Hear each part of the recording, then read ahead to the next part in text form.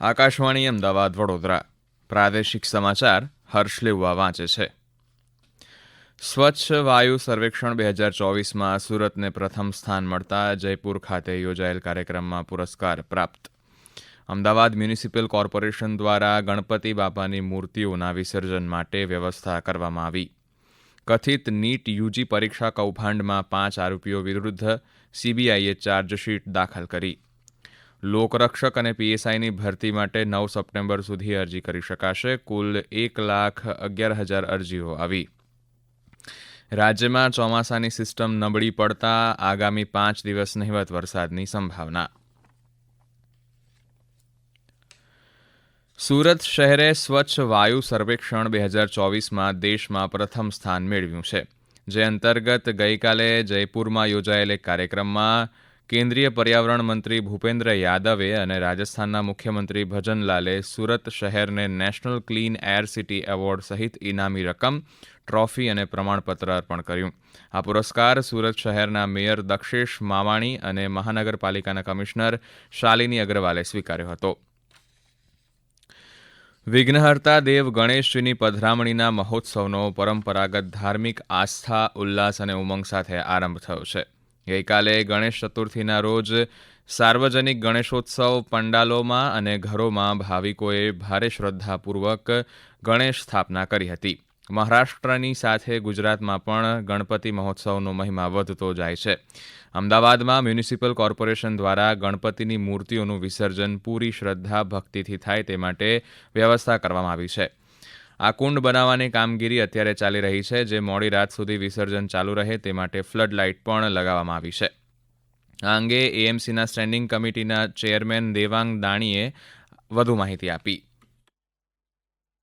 અમદાવાદ મહાનગરપાલિકા દ્વારા ગણપતિજીના વિસર્જન માટે લગભગ અલગ અલગ ઝોનની અંદર 51 જેટલા કુંડ બનાવવામાં આવનાર છે. તદુપરાંત જ્યારે લોકો વિસર્જન માટે દાદાને મૂકવા જતા હોય ત્યારે એના માટે 7 સ્ટેજ જેટલા પણ બનાવવામાં આવ્યા છે અલગ અલગ ઝોનની અંદર. અને આગામી સમયગાળા દરમિયાન જે જગ્યાએ ઇકો ફ્રેન્ડલી ગણપતિજીની ઉજવણી થતી હોય તો મહાનગર દ્વારા લોકમાન્ય તિલક ટ્રોફી એનું પણ આયોજન કરવામાં આવ્યું છે. અમારા પાટણ જિલ્લાના પ્રતિનિધિ જણાવે છે કે શહેરમાં ગણેશોત્સવનો ધામધૂમથી પ્રારંભ થયો છે. વર્ષ 1878માં સૌપ્રથમ પાટણમાં ગણેશ મહોત્સવની ઉજવણી શરૂ થઈ હોવાના લોકવાયકા છે. પાટણના ભદ્ર વિસ્તારમાં 147માં ગણેશોત્સવનો પ્રારંભ થયો છે. પ્રસિદ્ધ તરણેતરના મેળામાં બીજા દિવસે ગઈકાલે ગ્રામીણ ઓલિમ્પિકમાં ગીર, સોમનાથ, તાપી, રાજકોટ, મોરબી સહિતના જિલ્લાના રમતવીરોએ જુસ્સાભેર સ્વદેશી રમતો રમીને પોતાની પ્રતિભા દર્શાવી હતી. સુરેન્દ્રનગર જિલ્લાની ખેલાડી હેતલ દુમાદિયાએ લાંબી કૂદ સ્પર્ધામાં દર વર્ષે પ્રથમ ક્રમે વિજેતા બનવાનો સિલસિલો આ વર્ષે પણ કાયમ રાખ્યો છે. તેઓ 5 વખત રાષ્ટ્રીય સ્તરની સ્પર્ધામાં અને ખેલ મહાકુંભમાં પણ ભાગ લઈ ચૂક્યા છે. આ ઉપરાંત મેળામાં પશુપાલકોને પ્રોત્સાહન પૂરું પાડવા માટે પશુ પ્રદર્શન હરીફાઈ યોજવામાં આવી હતી. આ હરીફાઈમાં વિવિધ જિલ્લાઓમાંથી પશુપાલકો ગીર, જાફરાબાદી, કાંકરેજ, બન્ની સહિતની પશુઓની દેશી ઓલાદો અને મોટી સંખ્યામાં ઉત્સાહભેર સ્પર્ધામાં ભાગ લઈ રહ્યા છે.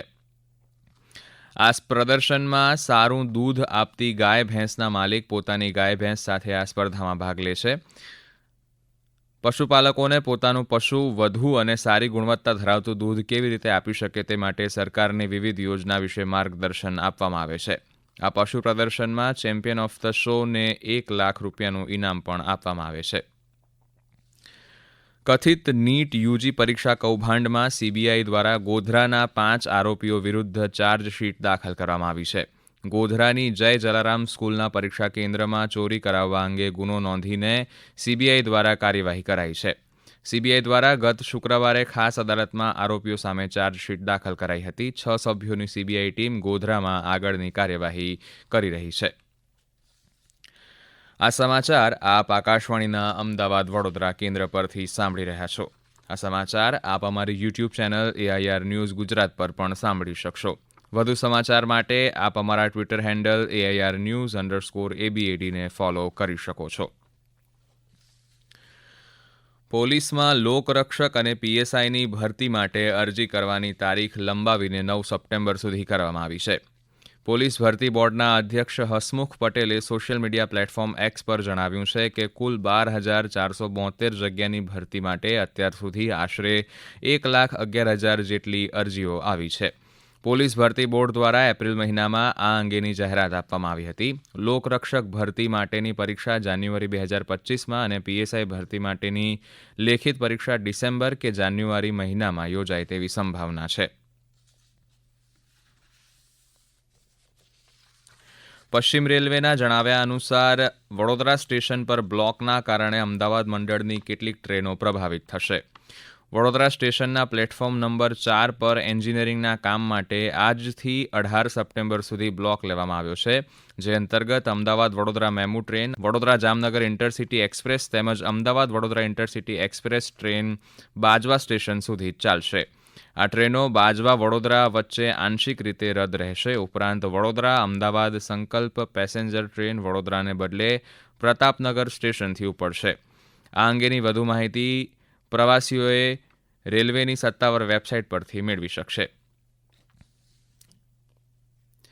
રાજ્ય સરકાર દ્વારા આગામી નવેમ્બર મહિનામાં 5 જિલ્લામાં આરોહણ અવરોહણ સ્પર્ધાનું આયોજન કરવામાં આવ્યું છે. 14થી 35 વર્ષની વય ધરાવતા યુવક યુવતીઓ આ સ્પર્ધામાં ભાગ લઈ શકે છે. એક દિવસીય ગુજરાત આરોહણ અવરોહણ સ્પર્ધા અંતર્ગત 14થી 18 વર્ષના યુવક યુવતી માટે રાજકોટના ઓસમ પર્વત, ચોટીલા પર્વત, ઈડરિયોગઢ તેમજ 19થી 35 વર્ષના યુવક યુવતીઓ માટે પાવાગઢ પર્વત અને વલસાડમાં આવેલા પારનેરા ડુંગર પર આ સ્પર્ધાનું આયોજન કરવામાં આવશે. આ સ્પર્ધામાં ભાગ લેવા ઈચ્છતા યુવક યુવતીઓ પોતાના જિલ્લાની જિલ્લા યુવા અને સાંસ્કૃતિક પ્રવૃત્તિઓની કચેરી ખાતે 30મી સપ્ટેમ્બર સુધીમાં અરજી ફોર્મ મોકલી શકે છે. ગુજરાત ટેકનોલોજીકલ યુનિવર્સિટી જીટીયુ દ્વારા આંતરિક હેકેથોન 2024નું આયોજન કરવામાં આવ્યું છે. યુવાનો રોજબરોજની સમસ્યાઓનો સામનો સકારાત્મક રીતે કરી શકે તે ઉદ્દેશ્યથી આ હેકેથોનનું આયોજન કરવામાં આવ્યું હતું. આ કાર્યક્રમમાં 450થી વધુ વિદ્યાર્થીઓના બનેલા 85 જૂથોએ હેકેથોન કસોટીમાં ભાગ લીધો હતો. રાજ્યમાં ચોમાસાની સિસ્ટમ નબળી પડતા આગામી 5 દિવસ ભારે વરસાદની સંભાવના નહિવત છે. આજે સાબરકાંઠા, અરવલ્લી, મહીસાગર, દાહોદ અને વલસાડ જિલ્લામાં જ ભારે વરસાદનું યલો એલર્ટ છે.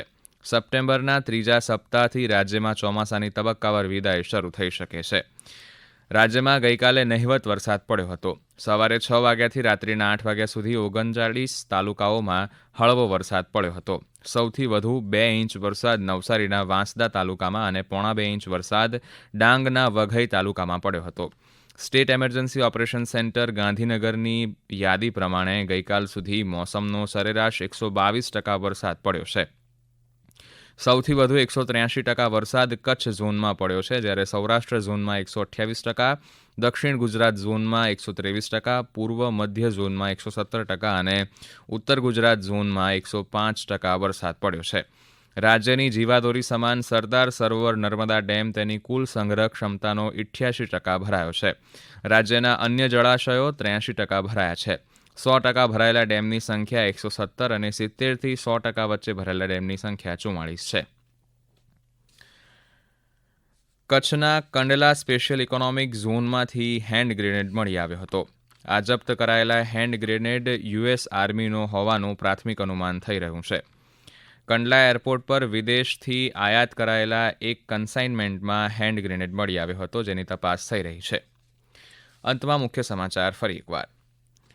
સ્વચ્છ વાયુ સર્વેક્ષણ 2024માં સુરતને પ્રથમ સ્થાન મળતા જયપુર ખાતે યોજાયેલ કાર્યક્રમમાં પુરસ્કાર પ્રાપ્ત.